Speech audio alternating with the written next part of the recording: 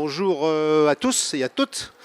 Bonjour à ce public avide de nouvelles images. Vous allez être servis. Donc cette séance s'intitule à la rencontre de Momoko Seto, qui est une réalisatrice dont vous allez découvrir le travail. Petite précision, on aurait dû l'intituler à la rencontre du cinéma de Momoko Seto. Parce que, hélas, Momoko n'est pas parmi nous. Elle a dû décliner cette invitation parce que pour la simple raison, c'est qu'elle est en finition d'un long métrage, finition de post-prod d'un long métrage. Et comme tous les films qui se finissent en janvier, février, il y a la pression pour être prêt pour les sélections de Festival de Cannes. Donc elle est complètement désolée.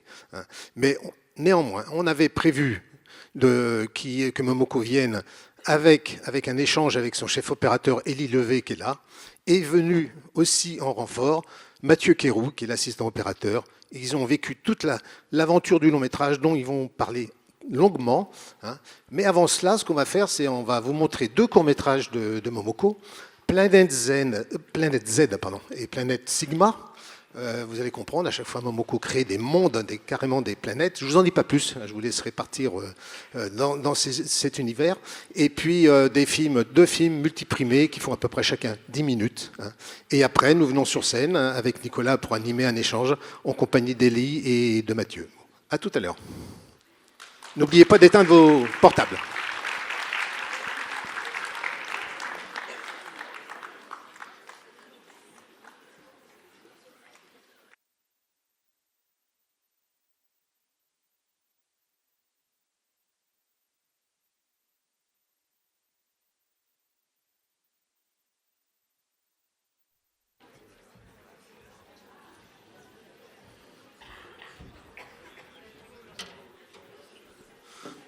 Bon, on vous demande d'accueillir Élie et Mathieu. Élie qui est le chef opérateur, Mathieu, assistant opérateur. Élie qui a participé qui a fait l'image du deuxième court-métrage. Mais surtout, tous les deux, ils ont bossé sur le long-métrage dont je vous ai parlé tout à l'heure, Momoko est en finition. Et long-métrage, tournage, sur lequel nous allons revenir longuement. Ils vont vous expliquer l'aventure de ce long métrage. Vous voyez un échantillon du travail de Momoko sur 2 films. Elle en a fait 4. Le dernier étant effectivement aussi avec Élie à l'image en réalité virtuelle. Puis le long métrage est arrivé après. Petite précision, donc Momoko c'est une réalisatrice d'origine japonaise. Elle est venue en France pour ses études supérieures. Sa formation n'est pas scientifique. On pourrait y croire, mais c'est l'école d'art. Elle a fait 5 ans d'école d'art. Et après le Frénois. Le Frénois, c'est une école où on demande à des artistes en devenir d'explorer certaines formes d'images novatrices et en tout cas qui amènent l'image ailleurs, vers des ailleurs. Mais bon, comme je vous ai dit, Momoko n'est pas là. Mais néanmoins, elle a l'extrême gentillesse de nous faire une petite vidéo. Elle était en déplacement professionnel à New York et donc elle a pris le temps de nous faire une vidéo. Ne vous étonnez pas du cadre de la vidéo, c'est dans l'aéroport international de New York. Donc voilà, donc vous verrez des badauds passer derrière. Et donc elle va vous expliquer 2 choses. Elle va vous expliquer ce qui constitue la genèse de son travail, ce qui l'anime elle, intellectuellement, esthétiquement, artistiquement, à tous les niveaux.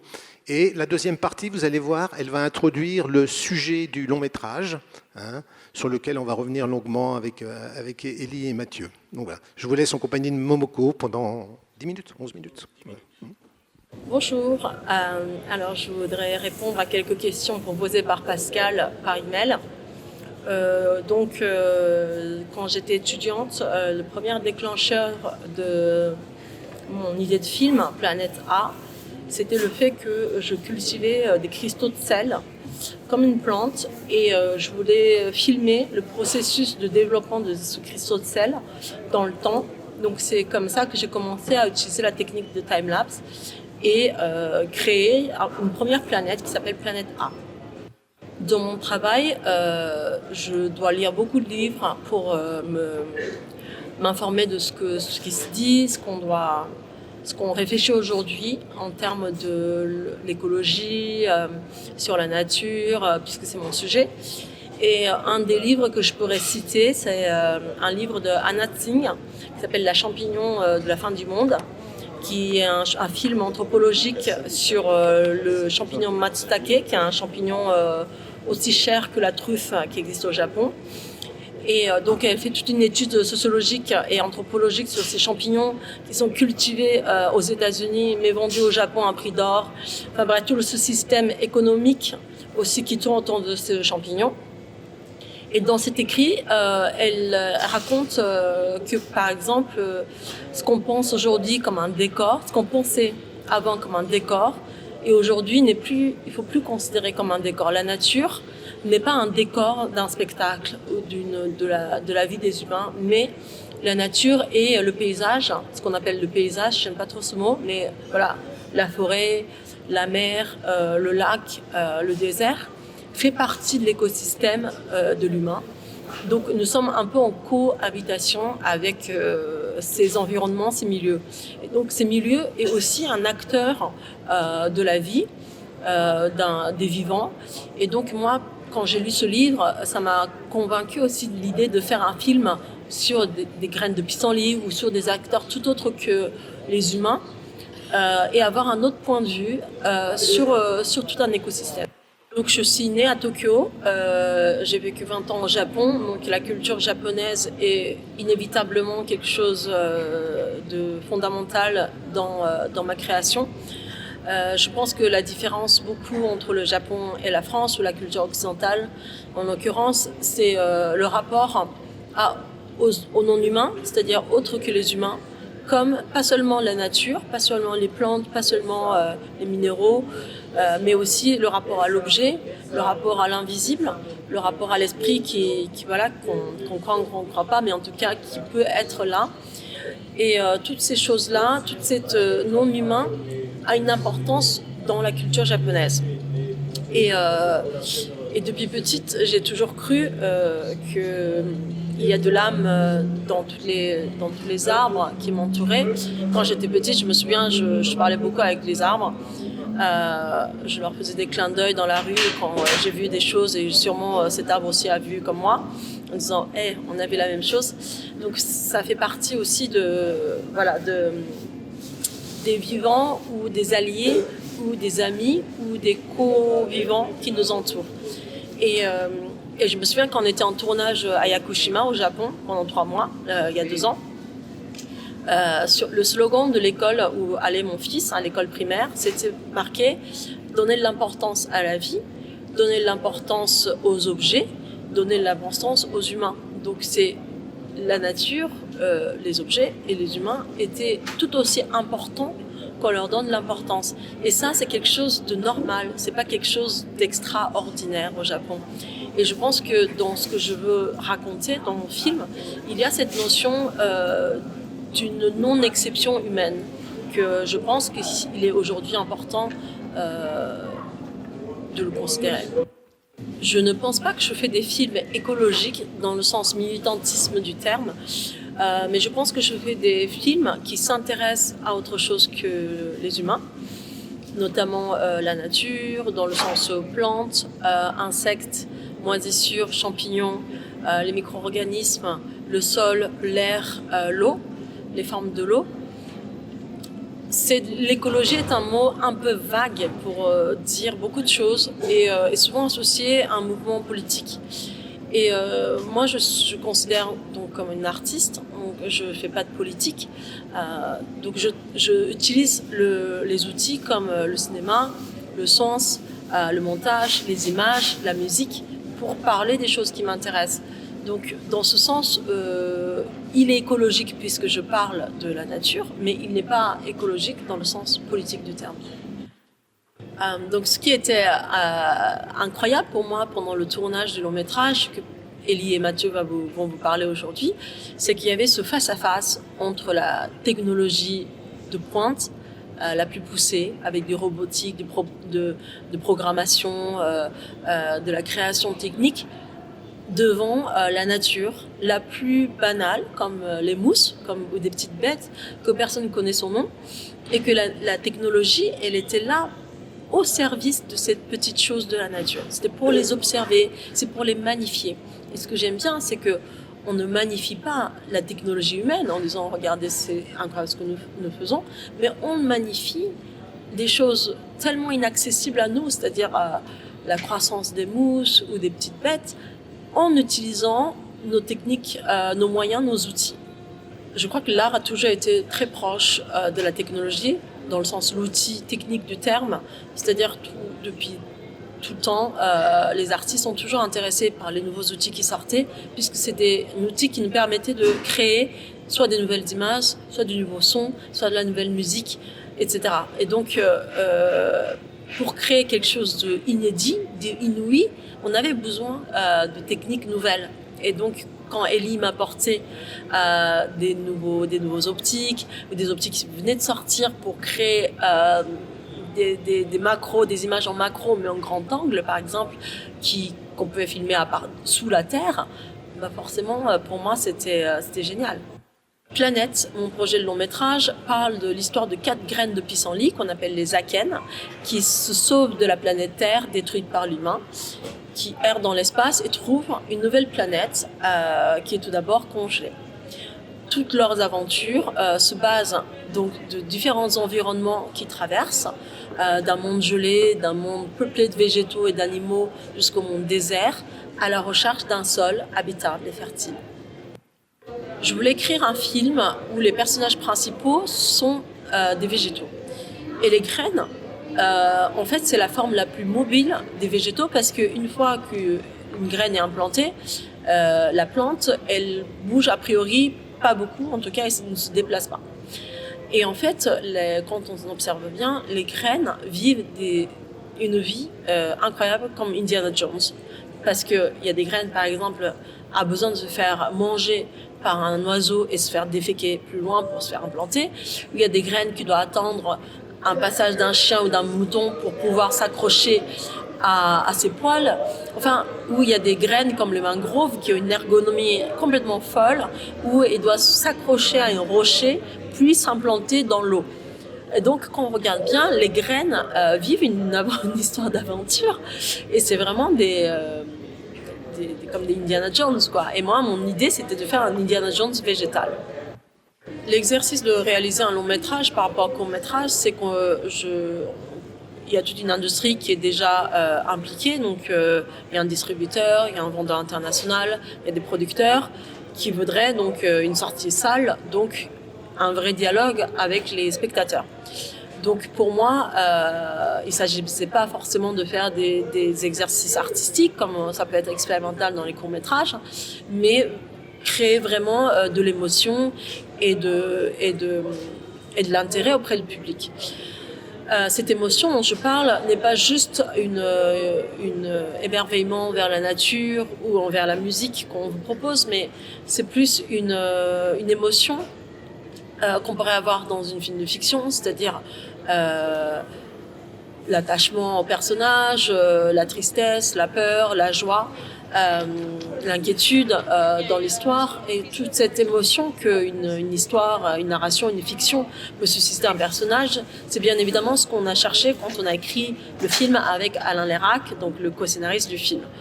Et donc pour moi, tout au long du processus, il était important que le spectateur ne voit pas uniquement les décors qui sont magnifiques, bien sûr, qu'on leur propose. Magnifique, bien sûr, le mot bien sûr référait pas à ma création artistique, mais aux plantes et aux végétaux et aux insectes et à tous ces vivants qu'on propose de voir et qui sont absolument magnifiques, bien sûr. Mais en même temps de s'attacher. Et pourquoi il est important de s'attacher ? Parce que l'émotion, l'attachement, nous aide à aimer plus peut-être la graine de pissenlit qu'on est en train de voir, ou aimer plus peut-être la feuille de bégonia qu'on est en train de voir, ou aimer plus peut-être les pleurotes qui sont en train de pousser vers nous, et que ce n'est pas juste un élément de nourriture, mais un élément qui peut être touchant, un élément qui peut nous être proche et un élément avec qui on a envie de coexister. Et on revient dans cette idée de coexistence, c'est-à-dire qu'il ne s'agit pas d'être nous et eux, mais il s'agit d'être ensemble par l'émotion, par l'étonnement et l'esthétique, bien sûr, et de se sentir proche de cette nature qu'on propose. Et si en regardant mon film, les gens se sont touchés par les graines, sont touchés par les bouts de lucioles, par les bouts de plancton qu'on vous montre, eh bien, je pense qu'il y a un combat qui est gagné. Alors, je pense qu'on peut l'applaudir, parce qu'elle a fait l'effort de faire ça.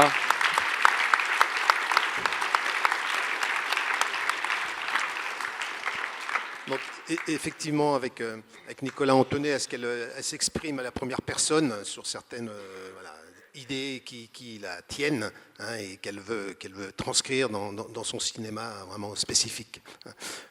Alors, on avait prévu un petit plan avec la présence de Momoko, mais on va vraiment synthétiser tout le début de cette intervention pour très très rapidement donner la parole à Élie et Mathieu, qui vont vraiment vous raconter cette aventure, cette odyssée du long métrage, qui était une folie pure. Hein. Ouais. Voilà. Quand on est réalisateur un peu fou ou réalisatrice un peu folle, le but c'est de trouver des plus fous que soi. Donc, Il faut prendre conscience que c'est 10 ans de travail, le long métrage, et que vous vous êtes engagé sur un temps très long avec une patience incroyable. Parce que, voilà. Hein, oui. Donc, bonjour. Oui, effectivement, c'est 10 ans entre le moment où Momoko a commencé à écrire et la sortie en salle qui sera pour l'année prochaine, janvier de l'année prochaine. Voilà. Donc une vraie aventure de vie. D'accord.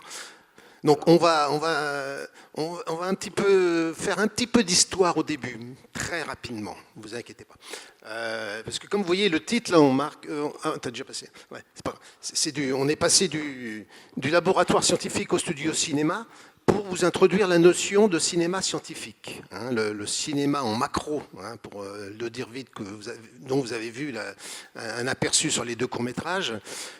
C'est à l'origine du cinéma scientifique. Ce sont des scientifiques qui, effectivement, se sont emparés, et des appareils photo d'abord, et du cinéma, couplés à des microscopes, pour observer des insectes, des végétaux, hein, pour mieux comprendre comment ils fonctionnent. Hein. Donc il y avait un côté comme ça, un petit peu pour s'approcher, pour mieux voir, et en même temps ce désir de vulgarisation de la science. Hein.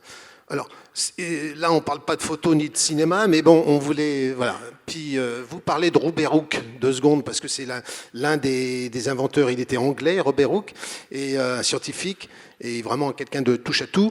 Et lui, il a amélioré le microscope, hein, il ne l'a pas inventé. Il a amélioré les capacités de grossissement à 50, je crois, on peut grossir 50 fois, en ajoutant juste des lentilles. Avant, il n'y avait qu'une lentille dans le microscope, il en a rajouté. Hein. Donc, voilà. Et en plus, il faisait des... Parce que là, il n'y avait pas d'appareil photo ni rien, il faisait des dessins de ce qu'il observait. Donc il y avait un côté esthétique. Hein. D'ailleurs, il a écrit il y a un livre. Toutes ces planches sont recueillies, sont ensemble dans un livre qui s'appelle Micrographia, hein, au XVIIe siècle, hein, avec ses propres illustrations. Après, dans le cinéma, dans le domaine de la photo et du cinéma, on avance dans les siècles. Hein. On vous donne quelques repères. Jean Commandon, qui était un Français, hein, un médecin français, hein, qui a fait à peu près 400 films. Hein, et c'est lui, voilà, qui a fait un premier procédé en mettant d'abord un appareil devant son microscope, appareil photo, puis cinéma. Donc voilà. Donc vous allez voir des exemples. Donc il faut que vous compreniez que grâce à tout ce travail, on accède à des nouvelles visibilités. C'est-à-dire que pendant des millénaires, ça a été invisible, et maintenant, on peut rencontrer tout ça. Donc ça va influencer à la fois les arts plastiques, le cinéma, tous les arts de la vue, et également la science qui va enfin comprendre comment certaines choses fonctionnent. Donc c'est intéressant de comprendre que ça passe par l'invention de machines, et que l'humanité a dû accepter qu'on puisse être incapable de voir avec nos yeux certaines choses, et d'être créateur d'objets pour voir ce qu'on ne peut pas voir. Effectivement, la machine est une prothèse de l'œil humain. Voilà, c'est dépasser les capacités de notre œil. Donc ça, on reviendra tout à l'heure avec Élie et Mathieu, mais c'était du time-lapse. Hein, la technique spécifique du time-lapse, travaille image par image pour que notre œil perçoive un mouvement qui est beaucoup trop lent, que notre humain et notre cerveau ne verraient pas. Donc, lui, il n'était pas scientifique, John Cornelius Moll, c'était un Néerlandais, plutôt un passionné de photos, inventeur, bidouilleur. Et pareil, donc il a fait, vous allez voir, il a filmé des végétaux et aussi des minéraux. Voilà, donc avec les minéraux, il va, bon, et certes dans l'observation de la chose, de l'objet étudié, mais surtout il commence à y avoir une fascination visuelle. Quelque chose qui dépasse l'observation purement scientifique. Avec un système mis en place très sophistiqué pour l'époque pour pouvoir jouer sur la lumière et obscurité. Et ça, Élie nous en parlera aussi tout à l'heure. Voilà, donc vous voyez là, c'est champ d'études pour des scientifiques, des géologues éventuellement, mais en même temps, c'est beau en tant que, voilà, ça ouvre l'imaginaire. Après, dans les domaines de on était dans le time-lapse, là, dans les domaines de la slow motion, le ralenti, on appelle ça slow motion, on ne peut que citer Lucien Boulle, qui était l'assistant d'Étienne Jules Marais, il était d'origine anglaise, Étienne Jules Marais qui avait inventé le chronophotographe. Et lui, voilà, Lucien Boulle, c'est vraiment spécialisé dans le slow motion. Je crois qu'il a commencé en 1904 avec 4000 images secondes. Et visiblement, il a atteint 1 million d'images secondes en 1952. Sachez que la vitesse normale, c'est 24 images secondes. Donc plus vous accélérez, plus c'est ralenti. Et Mathieu et Élie nous diront un peu les contraintes de ce genre de tournage, parce que dans le cinéma de Momoko, il y a du time-lapse, il y a de la slow motion. Et parfois en même temps, dans une même image, je veux dire. Voilà. Et dernier qu'on vous présente, Jean Painlevé, un Français, Jean Painlevé, qui était entre la science et l'art. Voilà, il était dans le champ de la biologie marine. Lui qui est devenu un spécialiste du documentaire scientifique. Il avait vraiment la volonté de s'adresser au grand public. C'était quelqu'un d'assez engagé politiquement, poétiquement. Il a introduit de la voix off. Il commençait avec une voix off très travaillée, très stylisée. Et l'ouverture à l'imaginaire aussi, c'est qu'il faut savoir que les mouvements surréalistes dans les années 20 ont adoré toutes ces images. Il faisait des séances de films et il montrait des films scientifiques. Il balançait ça comme ça. Parce que pour eux, les scientifiques, on sortait de la reproduction réaliste de la vie pour aller chercher autre chose, aller chercher le rêve, l'inconscient, voilà, ouvrir les portes de l'imaginaire aux spectateurs. Voilà, en gros, voilà ce parcours très vite, mais c'est bien d'avoir des petites... pour savoir qu'on s'inscrit dans une continuité avec d'autres outils et d'autres intentions. C'est le cas de Momoko. Alors là, on va passer très très vite. Vous aurez quelques références, mais en discutant avec Momoko, on a beaucoup parlé de livres, de lecture. Donc vous comprenez qu'en tant qu'artiste, elle alimente son travail par toutes les visibilités qu'offre la science, mais aussi ses réflexions à la fois théoriques, qui conduisent vers une sensibilité au monde, mais une sensibilité qui passe par une pensée artistique.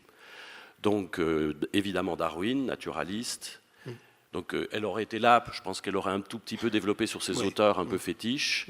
Christian Sardet, qui est microbiologiste et artiste. Si vous avez des petites choses à préciser. Avec qui on a travaillé sur le film au tout début du film. On était dans les locaux du CNRS à Villefranche-sur-Mer avec Christian. Et qui est un bon ami à Momoko aussi. Et voilà, il fait des dessins aussi. Oui, il dessine. C'est la prise de photos. Il est spécialiste du plancton et il fait des assemblages. Il sort des livres, mais c'est des assemblages. Donc la microbiologiste Margulis Célos, qui travaille sur les champignons et il est plutôt biologiste.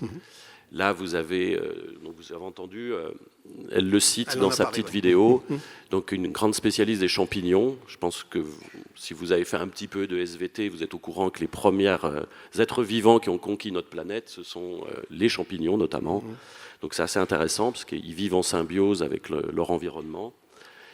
Et Philippe Descola, qui est extrêmement intéressant parce que c'est un anthropologue, ethnologue, qui a beaucoup réfléchi sur comment les peuples premiers sont en rapport avec la nature, et Momoko l'évoque, donc il y a une vraie symbiose, une rencontre, et il interroge aussi leur art qui est en lien avec la nature. Donc on a affaire à une écriture qui parle d'un humain qui ne s'est pas éloigné de ce monde-là. Alors ensuite, Emmanuel Coccia, qui est philosophe, donc lui qui apporte une réflexion philosophale, la pensée de la vie, donc il apporte une réflexion sur cet univers et questionne la vision du monde de tous ces petits insectes qui peuvent se passer de nous en quelque sorte. Alors, pendant l'entretien avec Momoko, elle l'a un tout petit peu évoqué dans sa vidéo, on a parlé de shintoïsme, parce que comme elle est d'origine japonaise, et en discutant, elle se sent apparentée au shintoïsme, qui est une primo-religion japonaise avant l'arrivée du bouddhisme, et c'est une religion animiste, c'est-à-dire qu'elle considère, vous pouvez lire la phrase de Momoko, hein, au Japon on apprend depuis tout petit qu'il y a un dieu dans chaque grain de riz. Donc elle a au fond de son cœur une vision qui est profondément animiste, ce qui fait que tout est vivant et tout est animé par quelque chose. Donc la déesse Amaterasu, elle aurait mieux prononcé que moi je suppose, c'est la déesse fondatrice du shintoïsme du Japon, et pour clin d'œil, elle est la lumière, et le drapeau japonais la représente. C'est pour ça qu'il y a un cercle avec des rayons. Et pour que vous compreniez, j'aurais bien aimé qu'elle réagisse sur cette image, Momoko, mais au Japon, il y a un temple qui a développé un culte absolu pour les mousses. Il y a 120 mousses sur ce temple, c'est l'un des plus visités au Japon, et chez les Japonais, la mousse est un des dieux les plus importants. Donc ils prennent soin de cet espace pour rencontrer chacun des univers que ces 120 mousses portent. Et ce qui est intéressant, c'est que les Japonais n'ont pas donné de nom scientifique aux mousses, elles ont toute une personnalité, avec chacun un petit nom. Et dans la foulée, donc là ça va rappeler à certains une forme de cinéma, parce que je pense que vous vous en doutez, Momoko est fasciné par Miyazaki, qui lui-même, tout au long de sa carrière cinématographique, a interrogé énormément la nature, énormément le rapport au monde et aux dieux, et notamment chez les Japonais, les yokai, qui sont affiliés au shintoïsme, qui sont des incarnations personnalisées des éléments de la nature. Donc là, petit clin d'œil au film avec les kodama, qui sont les esprits de la mousse et de la forêt. Alors ensuite, pour reprendre un peu les propos qu'on a eus tout à l'heure avec Pascal, ce qui est très intéressant, c'est que là, vous avez Hans Haeckel, qui est un biologiste spécialisé dans les méduses notamment, et sur les coraux, qui, dans son travail scientifique, a dû les représenter, puisque, encore une fois, on a des nouvelles visibilités grâce au microscope. Et ce qui est très intéressant, c'est que ce scientifique a fait un livre qui s'appelle « Forme artistique de la nature ». Comme si, à un moment donné, ce scientifique était tellement ému de ce qu'il voyait dans son microscope qu'il a pensé que la nature faisait de l'art. Donc il a voulu le représenter, et les planches sont absolument sublimes en gravure. Et vous avez, alors là, une démarche un peu différente, mais je sais que Momoko aime beaucoup Blosfeld. Blosfeld, c'est un professeur de sculpture qui avait la préoccupation d'alimenter ses cours avec des images de la nature, parce que lui aussi pensait que la nature était porteuse de beauté. Donc il a fait un travail assez incroyable en macro pour donner à ses étudiants, afin qu'en fer forgé, ils refassent ses formes.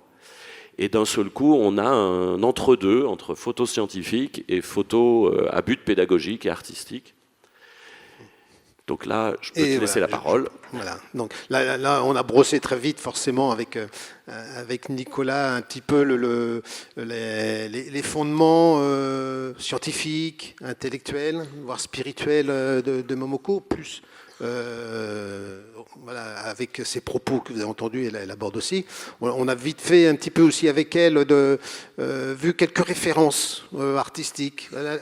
Elle s'est plus appesantie sur cette première partie qu'a décrit Nicolas, hein, sur la nourriture intellectuelle, que voilà, des références à d'autres films ou à d'autres cinéastes. Elle a quand même cité, et ça c'est un petit clin d'œil, Georges Méliès, qui est l'inventeur du trucage, et le trucage pour effectivement emmener le cinéma vers l'imaginaire, vers le fantastique. Hein, on dit toujours que c'est l'arrière-grand-père des Spielberg, de tout ça. Voilà, et donc voilà, un petit clin d'œil. On lui avait mis l'image du storyboard de Méliès, de Voyage dans la Lune, parce qu'il y a des champignons géants avec des personnages qui arrivent. Voilà, donc c'était ce petit clin d'œil-là. Mais c'était l'aspect Méliès était un bricoleur. Hein, donc il y avait un côté vraiment bricoleur là-dessus.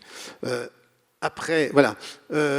Après, on avait évoqué aussi Jean Epstein. Jean Epstein, qui était un réalisateur français, qui a fait des films magnifiques aussi, assez oniriques, qui travaillait beaucoup le ralenti, et qui écrivait aussi, qui théorisait le cinéma. Hein.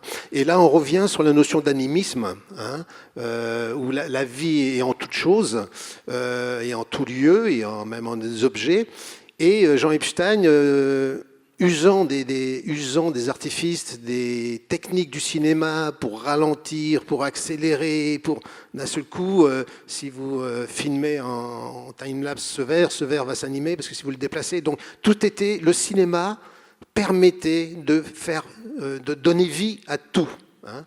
Et ce qui est assez paradoxal, c'est que le cinéma, qui était l'invention de la technologie, vraiment en pointe, ça permettait de créer de la magie. Voilà, il y avait une espèce de retour, une forme de magie, de regard comme ça complètement non normé, non scientifique. Hein, et voilà, il y avait une espèce de paradoxe comme ça, faire des effets magiques avec une très haute technologie, ce qu'on poursuivit voilà, dans le long métrage après. Autre image qu'on avait parlé, ça c'était un petit peu un film doudou, comme on a un doudou comme un enfant. Voilà, elle est en 84, elle n'était pas âgée. Hein. C'est l'un des premiers films qu'elle a vu en fait, et sa mère disait qu'elle regardait la cassette en boucle jusqu'à l'user. Et on s'est rendu compte récemment avec Ellie qu'il y a énormément d'images dans le long métrage qui sont inconsciemment liées à Naochka. Ouais. C'est-à-dire qu'il y a beaucoup de compositions, de plans qui sont peut-être restés gravés dans sa mémoire et qu'elle a reproduit inconsciemment, peut-être, en tout cas dans le film. D'accord. Voilà. Et ça n'a jamais été une référence formelle? Ça a été jamais formelle, ouais. Je ne pense pas qu'elle l'ait revue depuis des années. Nous, on l'a regardé il n'y a pas longtemps et on s'est dit, mais c'est presque évident. Je sais qu'il n'est pas très connu en France, mais n'hésitez pas. Il est sur Netflix en plus, je crois. D'accord. Et puis, une référence artistique qu'elle a tout de suite sortie, c'était Michel Blasi, qui... alors, quand vous voyez cette compilation des oranges, c'est ça, hein, qui laisse pourrir, vous allez tout de suite penser au premier court-métrage qu'on a vu, Planète Z, hein, cette notion de laisser pourrir les choses et que c'est la pièce en elle-même qui crée sa forme, quoi. Hein, on est là que pour constater, et puis dans le cas de Momoko, c'était le cas de filmer ce qui arrive. Hein. Elle disait souvent, le travail d'Élise, c'était pas compliqué, hein, on lançait la caméra, puis la nature faisait le reste. On me l'a dit en clin d'œil. C'est la nature qui bouge, quoi. Voilà, nous, on est là que pour enregistrer. Hein. Michel Blasi, il a peint quand même une salle d'exposition avec du jus de carotte. En laissant en l'état, et vous comprenez qu'en de semaine en semaine, tout s'écroulait, pourrissait, il y avait un travail d'odeur. Donc c'est intéressant. Je pense que Momoko aime beaucoup ce travail pour ça. Ouais, dans cette démarche-là, exactement. Même si ce n'est pas des installations, c'est du film. Alors là, on avait vite fait aussi avec Momoko pointé comme ça une suite de thèmes que l'on voyait, hein, que l'on ressentait dans ces films. Moi, je vais me pointer que Instinct de vie, vous avez vu que déjà dans les courts-métrages longs, c'est pareil. La nature est toujours en mouvement, en action, en réaction, toujours, comme si la vie était cette espèce de cycle infernal de mouvement, de cycle de vie, de mort aussi, qu'il y avait aussi un petit peu il y avait créer de la beauté dans le pourrissement. Hein. Nous, on pourrait se dire en occidental, pourrissement, c'est mortifère. Non, dans le cinéma de Momoko, ça prend une autre dimension. Et une dimension qu'on va évoquer tout à l'heure aussi, c'est la notion de temps, espace, mouvement. Hein. Le temps, c'est perturber le temps du spectateur, hein, nous mettre dans une temporalité soit accélérée, soit ralentie, dont on n'a pas l'habitude, donc on vit une expérience de temps différente, hein, et de mouvement aussi, par là même des choses, et d'espace, et au niveau des échelles. Hein, on perturbe le spectateur dans les échelles, dans quel type d'échelle on est. Hein, voilà, donc ça nous ramène à un autre, nous on a un positionnement comme ça, de fait, on est à la verticale et tout, et là ça nous emmène ailleurs. Hein, et aussi l'absence de l'homme. Hein, ces courts-métrages, il n'y a pas d'humain. Hein, on pourrait se dire, est-ce que c'est le monde avant l'homme ou c'est le monde après l'homme, hein, quand l'homme ne sera plus là ou quand il était avant. Elle n'y répond pas, elle n'a pas envie. Hein, pour elle, voilà, c'est au-delà de ça. Ça questionne parce qu'au festival, il y a programmé Flow, un dessin animé, également avec l'absence des humains. Donc ça peut nous conduire à nous interroger sur notre présence. Ouais. Donc on peut avancer. Alors là, on va aborder effectivement l'aventure du long métrage. Alors vous avez vu que les scientifiques, voilà, ils utilisaient une macro pour mieux voir, mais Momoko, elle, c'est pour voir autrement. Hein. Donc vraiment mettre la nature au premier plan, comme elle le disait, et c'est la nature qui est le personnage. Hein. Vous précisez un petit peu ces personnages. Et puis, donc, elle nous a fait le pitch du film, hein, vous vous souvenez, voilà, avec ces pissenlits qui se promènent, qui quittent la planète Terre et qui vont voyager comme ça. Hein. Donc, c'est un récit en forme de road movie. Hein. Ah, t'as déjà arrivé là? Non. Non, mais vas-y, c'était pour ah oui, d'accord, ouais. afficher les deux. Ouais. Je pensais que tu avais passé. Ouais. Donc voilà, ça c'est une petite photo rigolote de Ellie et Momoko pendant le tournage. Et Ellie vous expliquera ce que c'est ce petit écran devant. Hein, voilà. Donc les personnages principaux dont elle vous parlait, hein, et on les retrouvera dans les extraits. Hein, ils ont été faits en animation, ceux-là. Alors comme ils ont des petits noms, on va vous donner leur identité. Ouais. Alors il y a Dandelion à gauche. Après, c'est Baraban, Taraxa et Léonto, qui sont tous des noms issus en fait des graines des akènes, qui ont été écrits avec Alain Lérac, le co-scénariste. Des akènes de pissenlit. En fait, à l'intérieur d'une boule de pissenlit, il y a des akènes comme ça, c'est des 300, je crois, à peu près, akènes. Et du coup, ils s'envolent au vent et quand ils retombent dans un sol, ils s'implantent. Et donc, c'est tout l'objet du film de Indiana Jones végétal, pour reprendre sa punchline. Donc, voilà. Sachez qu'au niveau de l'écriture et de l'animation, il y a une équipe d'animation qui a créé ces 4 personnages. Ils sont caractérisés. Hein, ils ont chacun un comportement, une manière de bouger. Hein, voilà. Du coup, le spectateur les reconnaît. Hein, c'est pas... Dont un qui est rachitique. Oui, ils sont non-genrés, du coup, aussi, mais ils ont tous une personnalité. Donc, en gros, j'espère que Momoko m'en voudra pas, mais bon, Dandelion, qui est un peu le personnage principal, le leader que les autres suivent. Après, il y a Baraban, qui est un petit peu plus rondelet, entre guillemets, qui a plus de difficultés parce que son socle est plus difficile, donc il est un peu à la traîne. Ouais. Il y a Taraxa, qui est un peu plutôt lunaire et qui se déplace de manière très volatile, comme ça. Et puis, il y a Léonto qui, lui, perd ses cheveux, comme moi. Voilà. Et moi, j'ai fini. Donc, voilà, donc c'était pour vous réintroduire. Donc, comme je vous disais, c'est un road movie. Voilà. C'est un road movie à la vitesse d'une limace. Donc, c'est un road movie, son récit est un road movie, mais le tournage aussi. Là, on va rentrer dans la chair de ce tournage. C'est vraiment un tournage qui les a emmenés. Élie et Mathieu vont maintenant commencer à nous décrire ça, étape par étape. Ça les a emmenés de l'Islande au Japon, à la France, ici en Bourgogne. Ils ont vécu très très longtemps en Bourgogne au château de Rambuteau. Je ne sais pas s'il y en a qui connaissent. Hein. Un mélange de tournage en décor naturel, hein, aussi avec des décors reconstitués. Hein, donc vous allez voir ces différents types de tournage. Et donc du coup, forcément, le long métrage doit un petit peu harmoniser tout ça, hein, notamment en post-prod. Et voilà. Et donc on va voir un petit peu avec Élie et Mathieu un petit peu les types de tournage et les défis techniques et les protocoles techniques qui ont été mis en place à chaque fois, les défis, les choses qu'il fallait surmonter, hein, et au niveau de l'installation de la caméra, de la programmation des mouvements, de l'éclairage, tout ça. Voilà. Donc Avec Nicolas, vous allez voir un petit peu, voilà, on commence à voir les différentes phases dans l'ordre chronologique du tournage. Voilà, alors déjà, je pense qu'on peut applaudir Élie et Mathieu qui...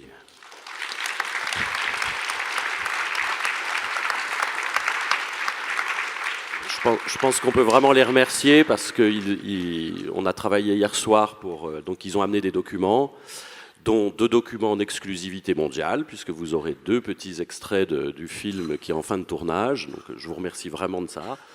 Et puis on a beaucoup parlé technique hier soir.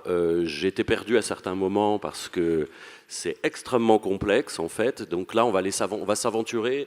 Et il nous semble que c'est très important que vous ayez des supports d'image parce qu'effectivement, vous baignez là-dedans en permanence avec un investissement vraiment conséquent, j'ai cru comprendre. Hein, ça va au-delà même du temps de travail avec les machines.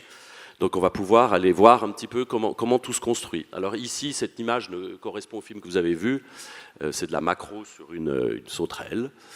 Et là, on rentre dans le tournage. Alors le tournage, je pense que vous pouvez un peu expliquer déjà les lieux, les espaces... et comment il s'est structuré, puisqu'on va faire un petit voyage dans certains pays, là. Le tournage a duré en tout et pour tout 260 jours, donc ce qui est vraiment énorme et hors du commun.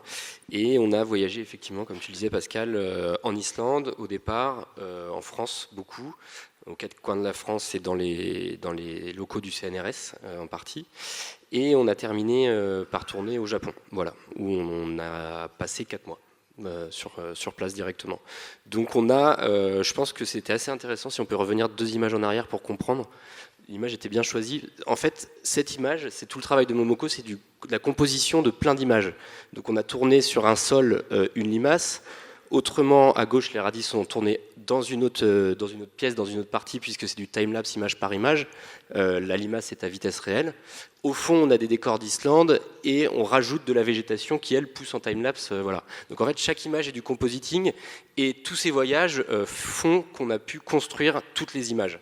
Donc comme je vous expliquais hier soir, il y avait à peu près 700 plans sur le film, mais de ces 700 plans, on avait à chaque fois 4 ou 5 couches. Donc on multiplie ça par le nombre d'images et de voyages dans le monde entier. J'imagine que vous avez travaillé sur des documents où tout était parfaitement préparé, hein, c'est pas de l'impro comme ça, c'est... Non, tout était préparé, mais ce qui va être souvent le cas, on va en parler, c'est qu'il y avait une saisonnalité pour tourner chaque élément. Donc c'était le plus difficile, c'est pour ça que ça s'est étalé presque sur 3 ans, puisqu'on devait saisir au bon moment le bon décor. Donc là, par exemple, on voit qu'on est en Islande, l'accès à cette grotte ne pouvait se faire qu'à un seul moment bien précis. Alors pourquoi l'Islande ? Alors l'Islande, le grand intérêt de tout ça, c'est les décors qui sont hors du commun, surnaturels. Donc on a des grottes gelées, des crevasses. Là, on voit à l'image des grottes où les plafonds sont complètement gelés, d'ailleurs en train de fondre au fur et à mesure. Et toutes ces petites parties d'images, de vécu hors du commun, on a réussi à les rassembler dans le film pour composer ensuite un monde complètement merveilleux, mais qui existe pourtant. Simplement, les choses ne sont pas au même endroit au même moment. C'est comme ça qu'on peut le définir. Alors, comme il y a beaucoup de scolaires dans la salle, c'est très important de spécifier, et je pense que Momoko aurait insisté sur ça, il n'y a pas de 3D. Elle tient énormément à ce que ça soit de la prise de vue réelle, avec toutes les contraintes que ça implique, pour qu'il y ait une âme supplémentaire à son travail. Et c'est assez logique sur ses propos, sur le shintoïsme et ainsi de suite. Oui, tout à fait. Voilà, c'est du collage. Hein. C'est du collage. Donc les images ne sont pas forcément au même endroit au même moment, mais ça reste des images naturelles. C'est de l'assemblage en quelque sorte. Il n'y a pas de 3D sauf l'animation, du coup, qui est fait en Belgique, parce que on ne pouvait pas faire du stop motion avec des akens de pissenlit, mais si on avait pu le faire, franchement, on l'aurait fait. Mais du coup, voilà, tout le reste, c'est de la prise de vue réelle, à part nos personnages principaux qui sont en animation. Donc là, on voit bien sur cette image que c'est une aventure, au sens complet du terme, parce qu'il faut s'aventurer sur un glacier. Donc là, vous étiez dans l'équipe, on revoit une image, voilà, et puis là, tu peux commenter c'est des glaciers qu'on peut atteindre qu'au bout de 45 minutes, 1 heure de marche, donc dans des conditions de froid extrême, ce qui est très difficile pour les batteries et la durée de vie des batteries pour le tournage. Et le vent, tu disais la problématique du vent. Et le vent, et effectivement, là on voit des drones, donc c'était très difficile puisque les drones étaient pourtant, en étant très costauds, pouvant porter 15 kilos, ils avaient énormément de prise au vent, donc on s'est retrouvé à devoir en toute urgence rapatrier des drones beaucoup plus petits pour pouvoir tourner avec, et dans des conditions, par exemple ici on va vous expliquer, mais on était en train de tourner une scène en 2 parties, et on a dû s'adapter à l'Islande et de cette contrée qui est vraiment aride et ardue. Alors là, c'est pour vous expliquer, c'est une scène assez technique. On va peut-être pouvoir relancer la présentation. Tu veux que je la relance tout de suite? Ouais. En fait, vous allez voir la séquence après qui vous sera présentée. Mais l'idée, c'est qu'on a tourné des prises de vue de terrain réel. Donc, il s'agit d'une rivière, d'une cascade, dans lequel le drone a traversé. Voilà, là, on peut le voir. Donc, les personnages sont censés être dans l'eau à ce moment-là. Donc on a d'abord fait les prises de vue en Islande, et 1 an plus tard, on a tourné donc au centre de recherche au CNRS avec des anémones, mais les anémones étaient sous l'eau. Donc on peut imaginer qu'en Islande, on était sur un terrain de tennis, et les anémones, elles, font la taille d'une balle de tennis. Et l'idée, c'est de grossir les anémones ensuite en post-production, voilà, pour imaginer qu'elles soient aussi grosses que des anémones qui pourraient être sur un terrain de tennis. Voilà, donc on va en fait récupérer les données et le mouvement du drone, les points de passage, les réintégrer ensuite dans un robot, un bras robot, au bout duquel il y a une caméra, qui lui va refaire le mouvement du drone, mais à une échelle beaucoup plus petite. Voilà, donc on peut voir en gris derrière le décor et les anémones qu'on va rajouter en 3 dimensions. Donc on va passer entre les anémones, voilà, on peut voir le mouvement, et ensuite on va enlever les fonds verts et recoller ces 2 images ensemble pour créer quelque chose de tout à fait surnaturel, où on a l'impression que les anémones font la taille d'un bus qui passerait à côté de nous. Voilà. Donc tout le défi de tout ça, c'est qu'on a presque 1 an de différence et qu'on ne pourrait pas évidemment faire les 2 au même moment, au même endroit. Donc là, vous allez voir un des extraits en exclusivité qui montre le plan fini avec les anémones, les plantes. Et les têtards qu'on a tournés en Bourgogne, encore dans une autre... Plus tard, ouais. Alors je lance, on peut peut-être baisser la lumière pour qu'on voit bien les contrastes.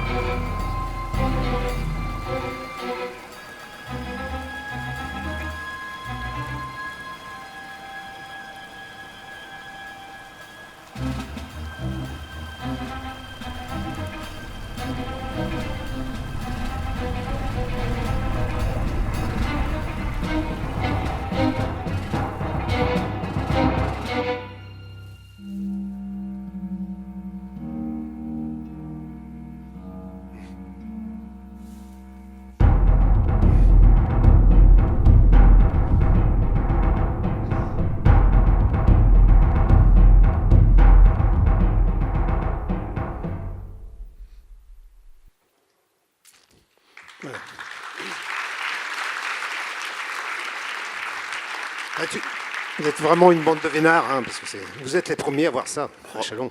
Premier au monde. Hein. Ouais. Donc il n'y a plus de travail sur ce plan. Il sera dans le film, tel qu'il est là. Là, le son n'était pas fini, puisque le son est en train d'être terminé ce soir, je crois. Enfin, tous les mix. Mais peut-être il y aura encore des couches d'étalonnage, puisque ça se fait en plusieurs étapes, mais c'est quasiment ce qu'il y a de... Enfin, nous, on a découvert récemment encore vous en parlera, mais en fait, on naviguait pas mal à vue, c'est-à-dire que comme on filme 5 ou 6 étapes différentes, nous, on a commencé à avoir vraiment des images assemblées 2 ans après les avoir tournées. Donc voilà, mais on découvre aussi avec vous. Donc l'Islande, c'était cet espace gelé qui correspondait dans l'esprit de ce monde de gel et de froid dans l'histoire. Après, on passe... Voilà. Alors après, grosse partie pour vous. Et en Bourgogne. Voilà, et en Bourgogne. Vous avez, voilà. Alors, combien de temps vous avez tourné en Bourgogne et pourquoi ce château? Non, mais c'est toi qui as fait les repérages, donc tu peux peut-être dire pourquoi ce château. Au niveau du château, notre intérêt, on le voit bien sur cette image, c'est qu'il y avait une orangerie, donc une très très grande verrière qui accueillait des orangers en hiver habituellement pour les faire pousser. Et tout notre défi, c'est que dans les timelapses, donc pour vous réexpliquer rapidement, mais l'idée c'est de prendre une photo donc, au temps qu'on choisit, donc ça peut être une photo toutes les secondes, une photo toutes les heures, une photo par jour et parfois une photo toutes les semaines. Et donc on choisit cet intervalle de temps, mais pendant ce temps-là, entre les photos, il faut que la plante puisse pousser, donc il faut que la plante ait accès à la lumière.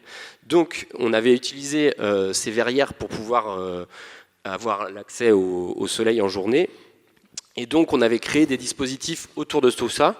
Donc c'est ce qu'on voit ici. On avait des écrans, donc vous avez à la lettre D en fait, c'était des écrans de plasma qui permettaient au moment où on prenait la photo de plonger entièrement la pièce dans le noir pour pouvoir harmoniser toutes les photos, que toutes les photos ne soient pas... Si on laissait la lumière allumée du jour, on aurait des photos à différentes heures. Alors que là, il nous faut la même intensité de lumière au même instant. Donc en fait, ce panneau se fermait pendant 1 seconde et pendant les 59 autres secondes, laissait passer la lumière, ce qui permettait aux plantes de grandir, de croître. C'était automatisé, ça. C'était automatisé, voilà. On avait tout un système entre ça et les appareils, et l'appareil qui. Voilà. Donc on avait créé en fait des studios dans ces verrières. Donc on avait 7 studios. Donc dans ces studios, on avait plusieurs appareils photo. On pouvait avoir jusqu'à 5 appareils photo qui eux-mêmes étaient synchronisés avec des flashs et qui eux-mêmes étaient synchronisés avec des systèmes d'irrigation. Donc là, on voit par exemple sur la photo, le petit B, c'est un point d'irrigation. Et en fait, on ne pouvait pas se permettre de vaporiser de l'eau ou de mettre de l'eau sur la terre, puisqu'on aurait vu une différence entre chaque photo.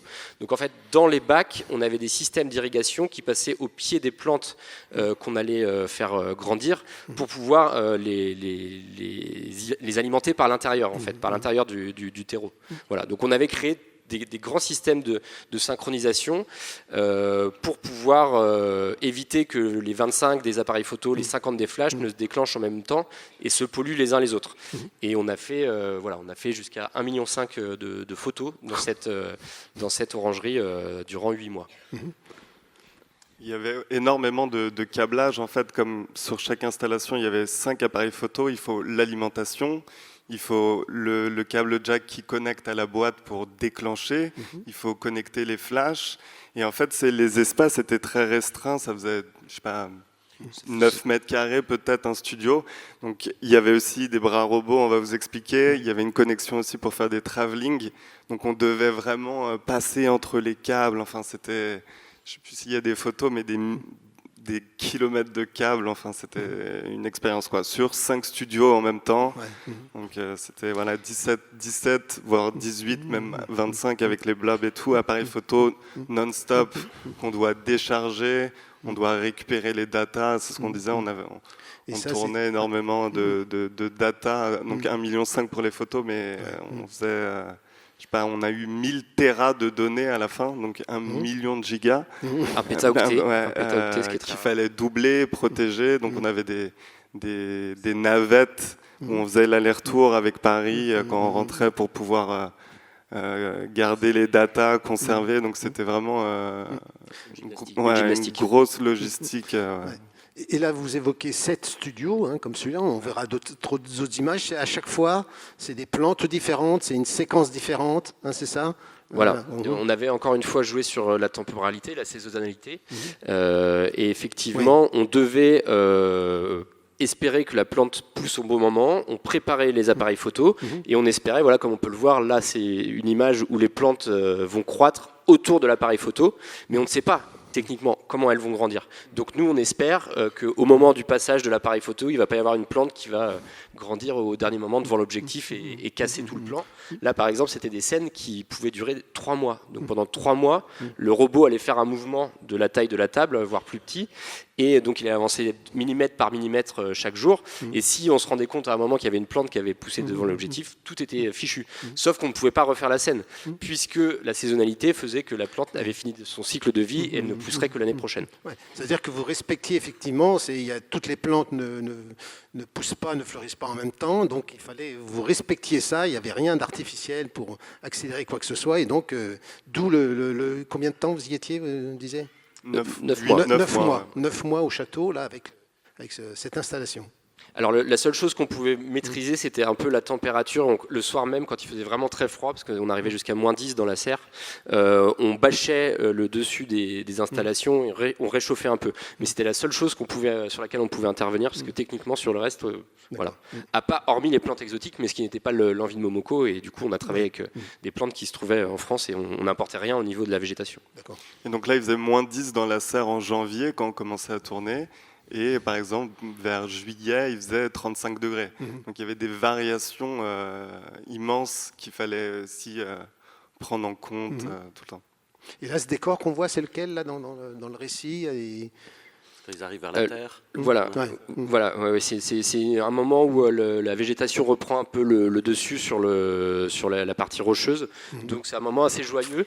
Et ce qui se passe, c'est que sur cette scène, sur cette séquence, il y a vraiment j'ai l'impression, un sentiment de danse où les akènes vont joyeusement sauter de plante en plante et la caméra elle-même va les suivre comme un ballet. Voilà, donc c'est une scène qui nous aura pris 2 mois à tourner. Donc vous imaginez bien qu'au moment de regarder les rushs, toute l'équipe est là et tout le monde prie au roi des végétaux. Moi je croyais que vous aviez eu une vie de châtelain, en fait non. Alors après regardez quand même, parce que sur le tournage il y a eu du bûcheronnage. Et là tu peux expliquer. Alors ça, c'était un arbre qui était tombé, en fait, on ne l'a pas fait couper et qu'on a amené à la scierie locale et on a coupé pour récupérer des chevrons, comme ça. Et en fait, avec ça, on a construit, donc ça c'était l'orangerie, où normalement ils font des réunions de chasse.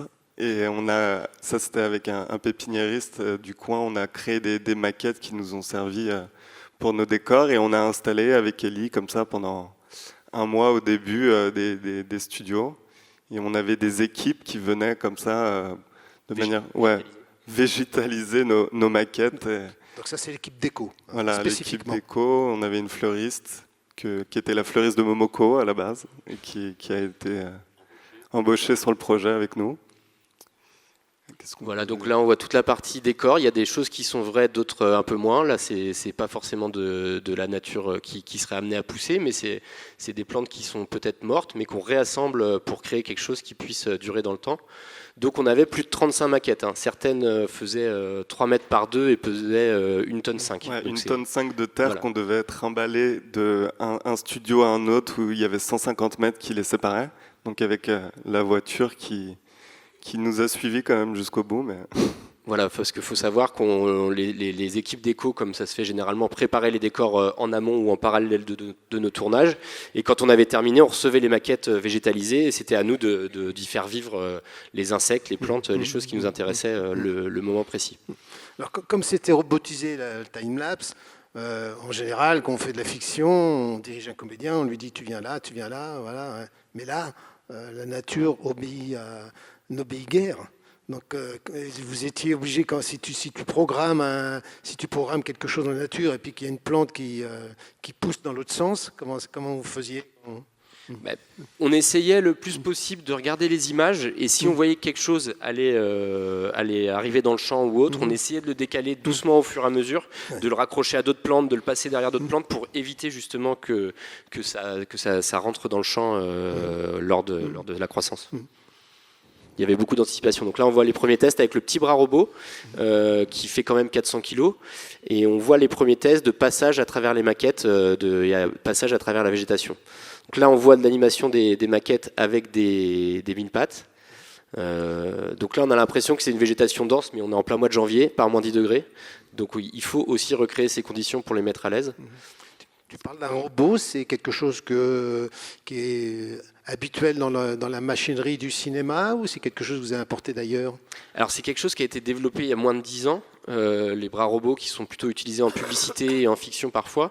Et nous, on a complètement développé un bras robot beaucoup plus léger, qui puisse être transportable facilement par nous-mêmes, sans avoir à faire appel à des grosses équipes, puisqu'on était en Bourgogne et on devait tout faire par nous-mêmes. Donc on a développé ce petit robot avec la société Sublab et notre ingénieur Olivier Labois, qui nous a beaucoup aidé sur toute l'élaboration de toutes nos technologies. Et effectivement, ce robot avait deux utilités. Il faisait soit du time-lapse, donc à des mouvements millimètre par millimètre, soit on lui mettait des caméras haute vitesse, donc des caméras qui filment à 1000 images par seconde. Et dans ces cas-là, vu qu'avec la caméra, on ralentit 40 fois le temps, on est obligé d'accélérer le mouvement de 40 fois pour avoir le sentiment de mouvement. Donc ce robot pouvait aller à une vitesse de 2 mètres par seconde, donc de faire 2 mètres en une seconde. Donc on l'utilisait justement à son opposé. Et c'est là toute la dualité et l'assemblage des images, comme tu le disais tout à l'heure Pascal, de Momoko, où on peut voir, comme vous l'avez vu dans un précédent film, où on a des champignons qui grandissent en time-lapse, et à l'inverse, on a en même temps en parallèle des abeilles qui sont filmées au ralenti à 1000 images par seconde. Et Momoko, c'est justement dans son esthétique et dans son travail, assembler ces deux mondes-là pour créer une temporalité différente. Et là, tu évoques il y a beaucoup de slow motion dans le long métrage. Oui, Ouais, oui. voilà. Oui. Et là, on ne voit pas encore, mais on va le voir dans le prochain extrait. Voilà. Des extraits avec les insectes, vous allez voir.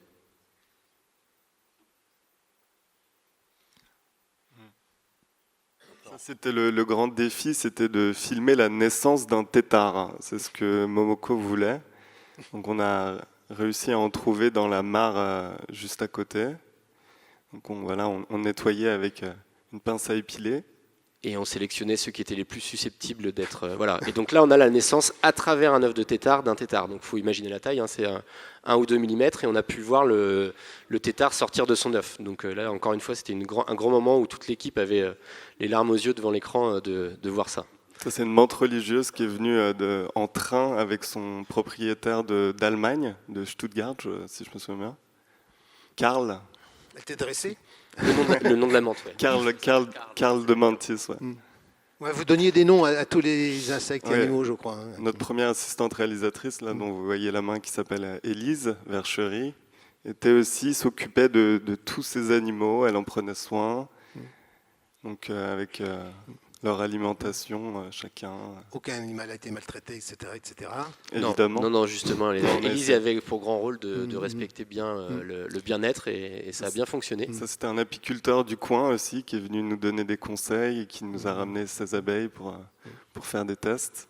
Voilà, là, on voit des papillons qu'on a fait nous-mêmes éclore pendant le tournage, puisque c'est des papillons qui ne peuvent pas voyager. Donc on les faisait éclore et ensuite on leur passait leur moment de gloire devant la caméra. Ouais. Avec des ailes transparentes pour pouvoir voir justement les variations du feu dans une scène à travers leur eau. Donc là on voit un maquillage, clairement. Voilà. On est sur un maquillage pour une séquence d'une limace. Parce qu'on a tourné des limaces pendant plus de 2 mois et demi en fait, tous les jours. Voilà, on essaie de les diriger au fur et à mesure pour qu'elles fassent gauche, droite. Je ne crois pas qu'on va censurer la scène. Ouais. À un moment donné, ça tourne, film un peu gore. Mais c'est qu'à un moment, justement, sur le plan de tournage, en fait, quand on dit qu'on doit s'adapter à la saisonnalité, c'est qu'on avait aujourd'hui, c'était accouplement de limaces. Donc, ça ne se programme pas.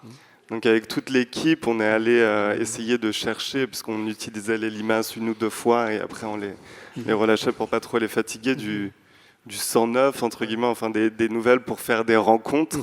Donc il y avait notre assistante qui avait réussi à créer comme une espèce de boîte de nuit de limaces pour qu'elles soient ensemble et que ça crée des affinités.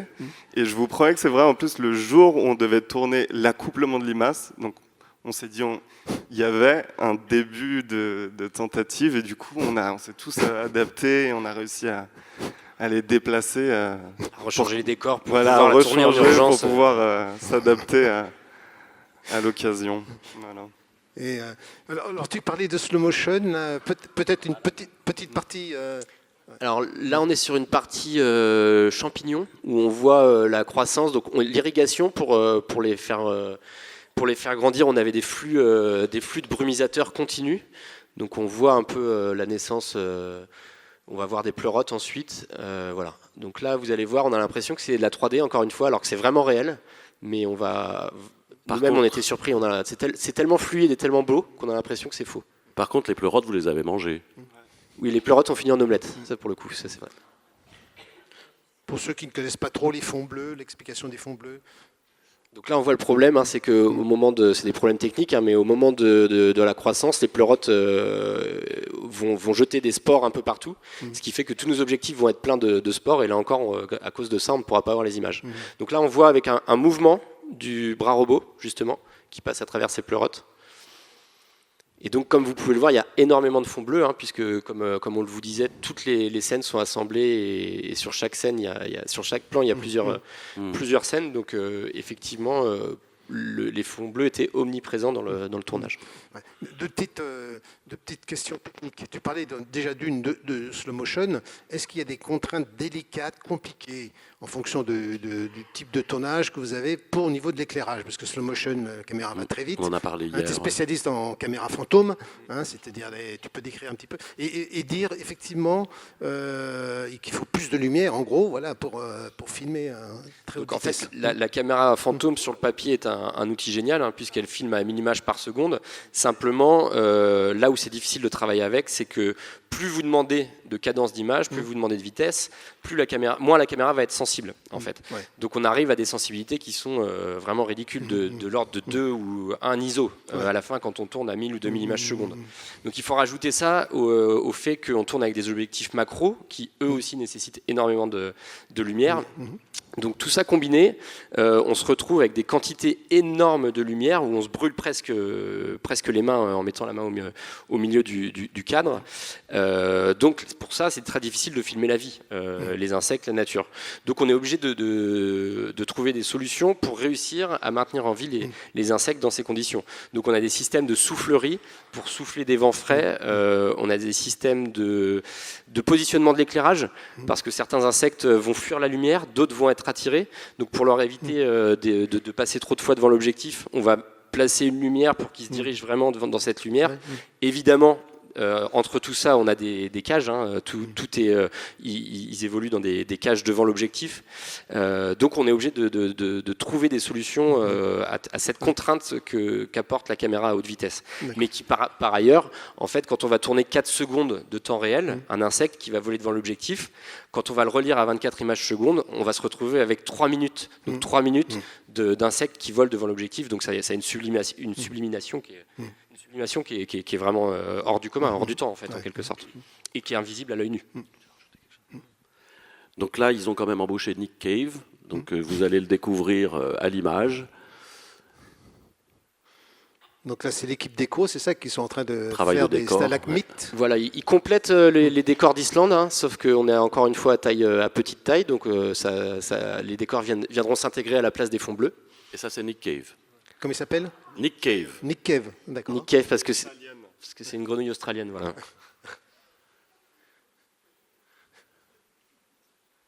Donc on peut voir les techniques, on s'adapte à chaque fois, on essaie de la tirer avec des grillons, on la pousse un peu voilà. Donc là on essaye de reculer en même temps avec la caméra, mais elle va jamais à la même vitesse au même endroit.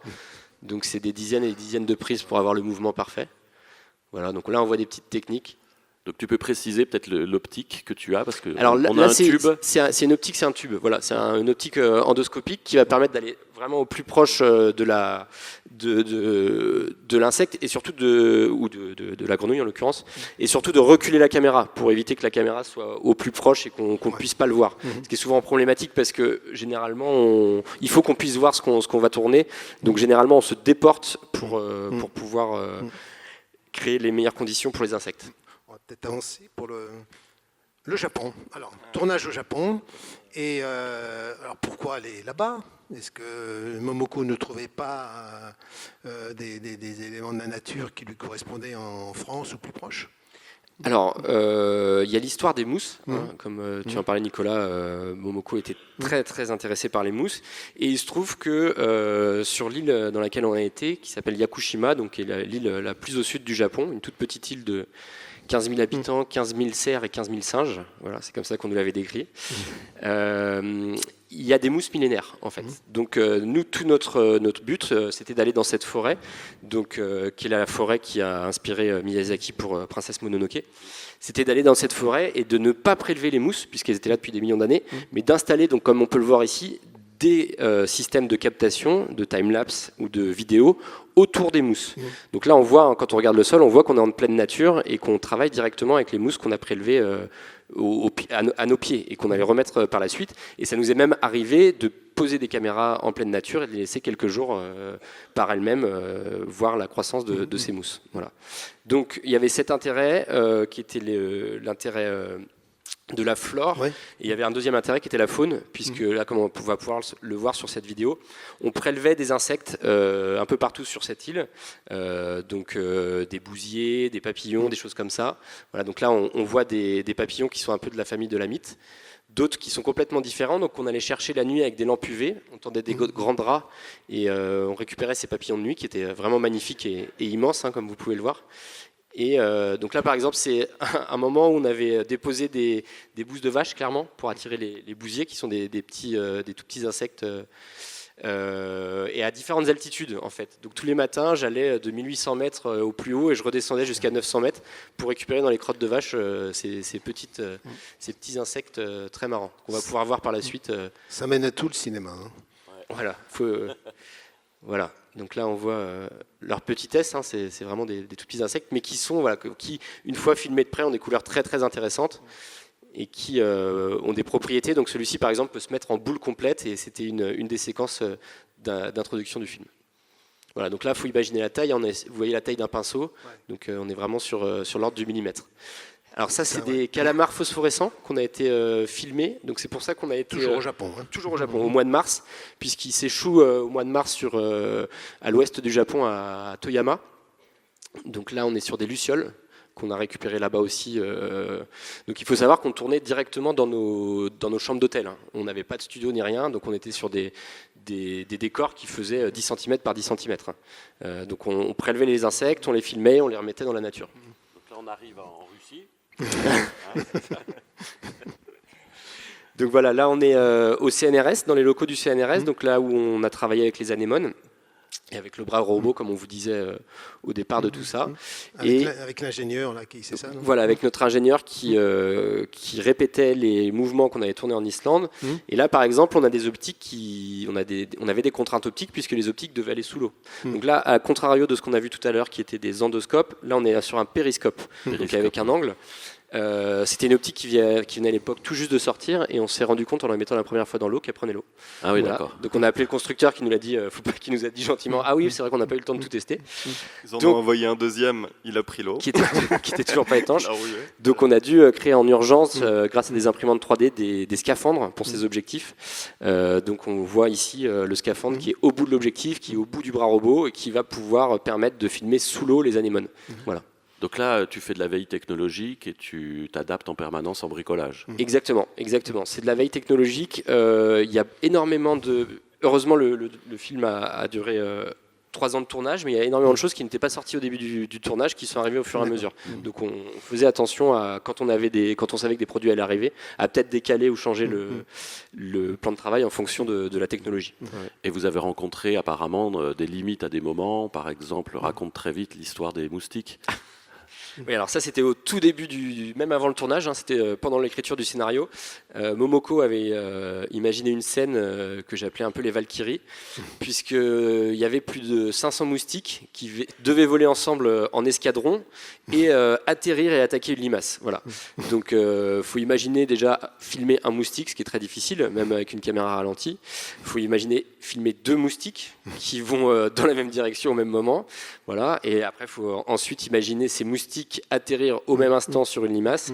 Donc, malgré la beauté et l'intensité de la scène, je crois que le scénariste m'en a un peu voulu d'avoir fait sauter ça, mais c'était des choses qui techniquement n'étaient pas possibles. Momoko y croyait. Momoko y croyait. Voilà. Alors, c'est là où on essaye de faire le maximum. Je pense qu'on a réussi 90 ou 95% des défis techniques, mais parfois, il y a des choses qui restent de l'ordre de l'imaginaire.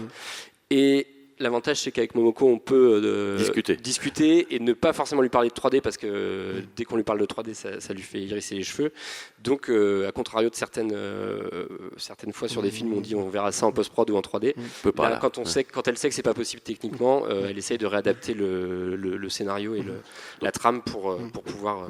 Comme le temps avance, là on va passer à la post-prod. Voilà, l'intégration des images, tournez-vous sur les différents sites, voir comment Donc la post-prod, pour le rappel, c'est qu'une fois qu'on a toutes les images, il faut tout reconstruire, mettre les images. Je pense que vous avez mesuré l'ampleur du travail, parce que 6 ou 7 images par image pour constituer l'ensemble en post-prod, ça doit être très lourd. 2 ans de travail. Donc là, on voit une scène qui est si on peut revenir en arrière, voilà. qui est emblématique du travail qu'on a fait. Donc, c'est une cascade qui existe réellement, qui est en Islande. Donc, comme vous pouvez le voir en bas à gauche, elle a été reconformée en 3D. Donc, on a pris plusieurs vidéos de cette cascade sous plusieurs angles. Ensuite, en post-production, ils ont reconstruit tout ça pour faire un environnement 3D. Et par la suite, en faisant nos tests avec les limaces, on s'est rendu compte que avant le tournage avec Momoko, on s'est rendu compte que quand on filmait une limace, évidemment, ça, comme vous le savez tous, ça avance vraiment pas vite, donc on accélérait tout ça et on se rendait compte que la limace avait tendance à glisser comme si elle était sur des skis, puisqu'il n'y avait aucune texture, aucune surface d'accroche. Donc pour pallier à ça, une fois qu'on avait créé nos environnements en 3D, on imprimait des petites parties de là où devait passer la limace, avec une imprimante 3D, donc là encore c'était les débuts, la technologie nous suivait au fur et à mesure du film, et on faisait passer cette limace sur cet environnement caillouteux pour qu'on ait l'impression qu'elle accroche vraiment au décor. Si j'ai compris, avec un chemin de salade. Alors on a effectivement essayé beaucoup de choses, parce que comme disait Mathieu, on a eu 2 mois et demi de tournage avec les limaces, on a dû se réapprovisionner, d'ailleurs tu peux peut-être... À un moment, il nous en manquait, et donc vraiment des fois c'était matin, réunion... on n'a plus de limaces, comment on fait? Donc on essayait d'en chercher, etc. On n'en trouvait pas. Et le dernier jour, parce que donc on vivait avec les enfants de Momoko qui ont été scolarisés au Japon, scolarisés dans la région c'est quoi, Ozol et Colombier-Embryonnais. Très chouette. Non, sérieusement. Et du coup, on est allé les chercher à l'école. On prenait un peu le temps de temps en temps. Comme de les voir.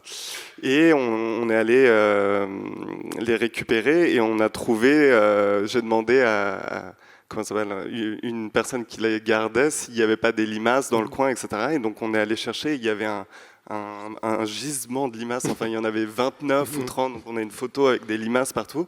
Et du coup on a pu finir la scène et c'était miraculeux parce qu'on en cherchait depuis au moins 5-7 jours. Une période de canicule. Et on pensait ne pas réussir et encore une fois, grâce aux enfants, on a trouvé Juste des une limaces. petite parenthèse anecdotique. Est-ce que c'est vrai ou c'est une légende qu'elle entretient? Momoko a la peur des insectes, m'avait dit. Non, c'est vrai. Ouais.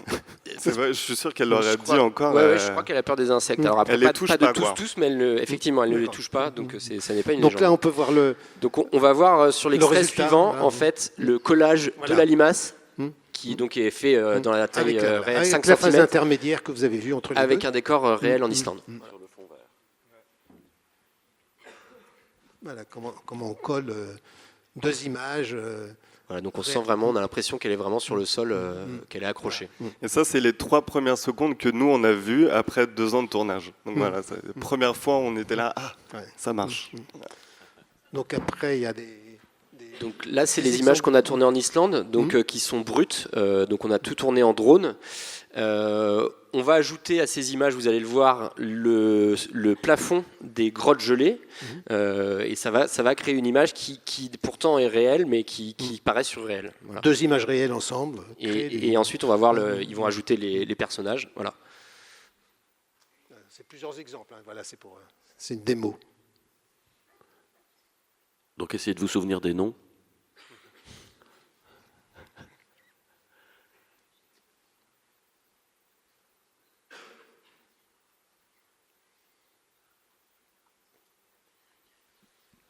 l'animation qui a été faite par nos amis belges à Liège. Et les traces, tu as dit que c'était des cailloux. Les traces avaient été tournées, oui, certaines avec une caméra haute vitesse où on jetait des cailloux dans la neige pour donner le sentiment que ce soit les akènes qui auraient fait notre taille à peu près qui créent ces traces. Voilà. Et pour l'anecdote aussi, pour animer, vous voyez, ces personnages, et pour les individualiser, et pour aider les animateurs à les animer, Momoko avait demandé à des comédiens de les jouer avant, de jouer des expressions et tout. Il y a une vidéo très marrante, ils jouent les akènes comme ça et tout. Et comme ça, ils ont une gestuelle très précise, avec des intentions d'émotion dans leurs gestes, et du coup, ils ont recréé les mêmes. Voilà, les animateurs ont recréé ça. Donc là, on vous montre le moment où il y a des enregistrements sonores. Donc je pense que vous avez eu des informations, que vous avez pu voir le travail. Avec Nicolas Becker, qui est un grand monsieur du design sonore, qui a travaillé sur Gravity, qui a travaillé avec... Voilà. Qui a un Oscar pour Sound of Metal aussi. Ouais. Et notre compositeur aussi. Donc c'est un duo maintenant, Quentin Sirjac, qui est plus création d'orchestre symphonique, et Nicolas Becker qui est plus dans le sound design, la recherche, la texture sonore. Et maintenant, ils collaborent beaucoup et ils créent voilà, en fait, ils vont l'expliquer, le grand défi. Bon, bah, voilà. non, mais c'est... En fait, ce qui était difficile pour le travail du son, c'était de comment faire exister ces personnages sans rentrer dans ce qu'on appelle du Mickey Mousing. C'est vraiment de... Parce que si on commence à commenter tous les faits et gestes des akènes, il va falloir le faire pendant tout le film. Et du coup, c'était de trouver une harmonie entre essayer de faire vivre ces personnages, donc avec un traitement sonore, une recherche, un accompagnement musical, donc de l'orchestration, et aussi donc du sound design, et de trouver entre l'expérimentation sonore et la recherche musicale de composition d'orchestre qui a été enregistrée il y a 10 jours à Bruxelles. Voilà. D'accord. Donc c'était tout ce défi. Donc il y a eu plein de recherches d'instruments. On a eu un moment un siffleur d'oiseaux qui connaît 1200 oiseaux et qui essayait de chercher des textures avec des bourdonnements. Il y a eu de la percussion sur les dents. Enfin, il y a eu voilà une femme qui venait une voix du jazz qui faisait juste du souffle et des compositions de recherche. Et voilà, là il y a un peu parce que là, effectivement, vous avez vu en court métrage, et puis là, ce que vous commencez à comprendre du long métrage, Momoko crée des mondes. Mais donc créer un monde, c'est visuel, mais c'est aussi sonore. Le son aide le spectateur à rentrer dans une autre dimension. Il y a une logique, autant que Momoko a des logiques pour décrire ces mondes, et voilà, les interactions entre tout ce qu'elle montre. Le son aussi, il doit être signifiant. J'imagine que dans son esprit, le son doit avoir sa logique. Qu'est-ce qu'on entend, qu'est-ce qu'on n'entend pas, pourquoi on entend ça. Voilà. Donc là, vous allez avoir quelques sons. En fait, la question que tu nous proposes de résoudre, c'est comment faire marcher une expérimentation sonore avec un orchestre classique.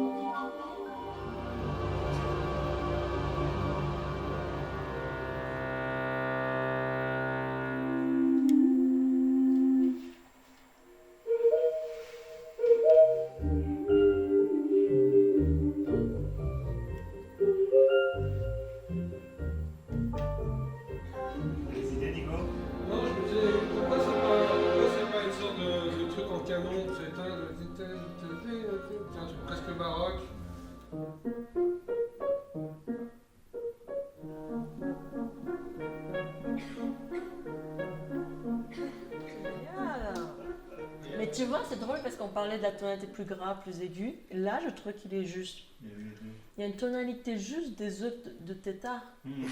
C'est fou, hein, on entend, en le voyant, tu dis, ah bah c'est bien, ça colle bien. Or, ça n'existe pas. Ah, la tonalité tétard, c'est quelque chose. De l'œuf de tétard. Il nous reste 4-5 minutes, donc s'il y avait une ou deux questions, c'est possible.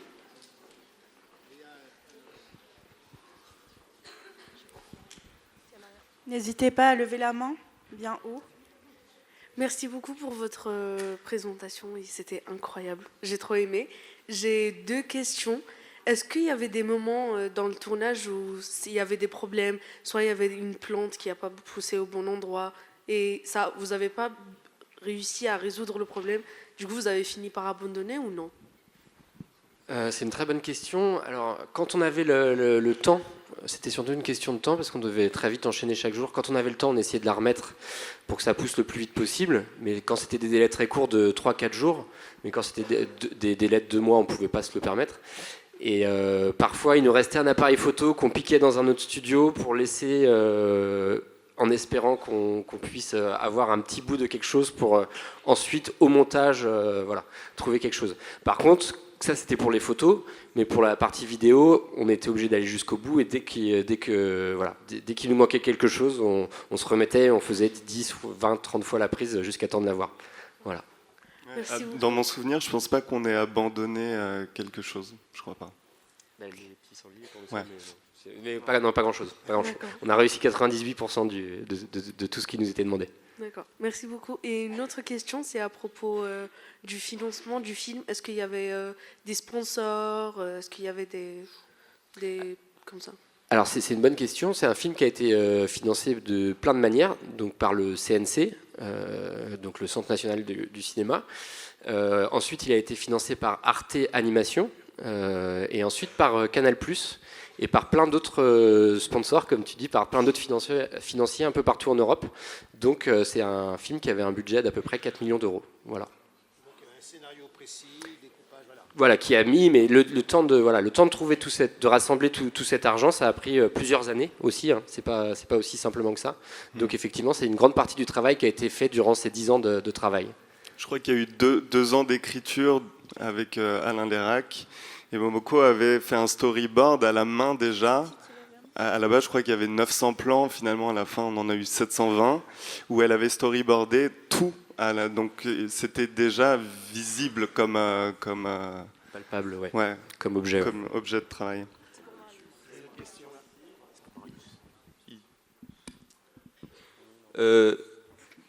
Pour rebondir sur la question, c'était quoi le budget du film? Merci. Alors le budget du film annoncé, c'était 4 millions d'euros. Et nous, pour le tournage, on avait un quart de ce budget, à peu près. Voilà. Il y avait une autre partie qui était pour la musique, une autre partie pour l'animation des akens, des personnages. Encore une autre partie qui était pour l'assemblage de toutes ces pièces, le compositing. Il y a une autre partie... L'animation. Voilà, l'animation des personnages. Donc c'est un budget qui avait été... les cachets des comédiens, voilà. Donc c'était un budget qu'on a essayé de respecter au mieux et on a essayé de rentrer dans les clous de tout ça. Et il faut savoir que sur autant d'intervenants, on va dire, différents à différents moments, chaque poste devait essayer de ne pas déborder parce que ça empiétait sur le budget des autres. Donc il fallait essayer de rester dans les clous à tous les niveaux.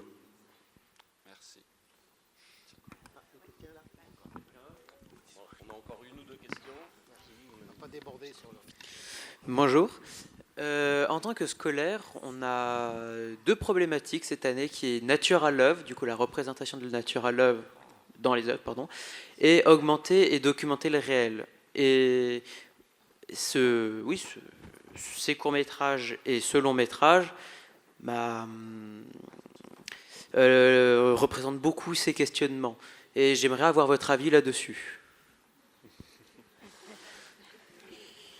Alors c'est vrai que, je ne vais pas répondre à la place de Momoko parce que ce serait difficile, mais je pense que son idée est vraiment de retranscrire le plus fidèlement possible le réel et un peu comme notre champ d'intervention, on essayait de le réduire le plus possible. Nous, hormis mettre des caméras et de la lumière, on essayait de ne pas intervenir. Donc, certaines personnes, quand ils voient pour la première fois le projet ou quand ils voyaient le projet, pensaient que c'était un documentaire parce qu'en fait, on s'en rapproche.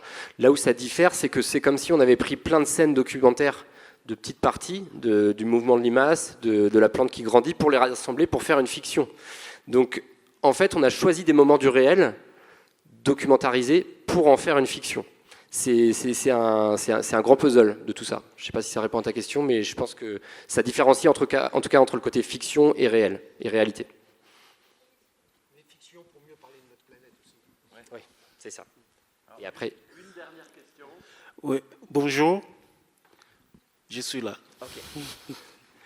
Ma question était, je voulais savoir, pendant le tournage, j'ai vu qu'il y avait plusieurs caméras. Alors, je voulais savoir, est-ce que toutes ces caméras étaient gérées par un seul opérateur ou pas? Et ma deuxième question était, au moment où nous sommes ici dans la salle, est-ce que le tournage est déjà fini et c'est à quand la sortie des longs métrages? Merci. Alors, il y avait, dans mon souvenir, 17 caméras pour les 17 appareils photo pour les timelapses, même 18 avec celui de Momoko. Dès qu'on pouvait, on en faisait un de plus.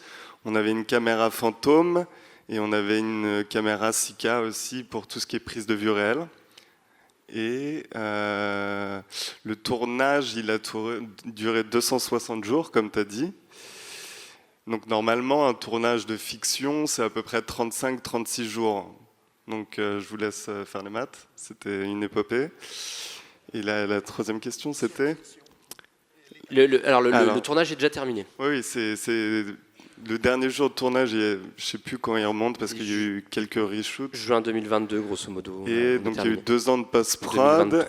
Là, justement, Momoko est en train de finaliser le son ce soir. Et le film devrait sortir en janvier 26. Normalement, c'est ça. Dans un an pile. Voilà. Ouais. Ouais, voilà. Merci, Merci. s'il vous plaît. Voilà. Merci beaucoup.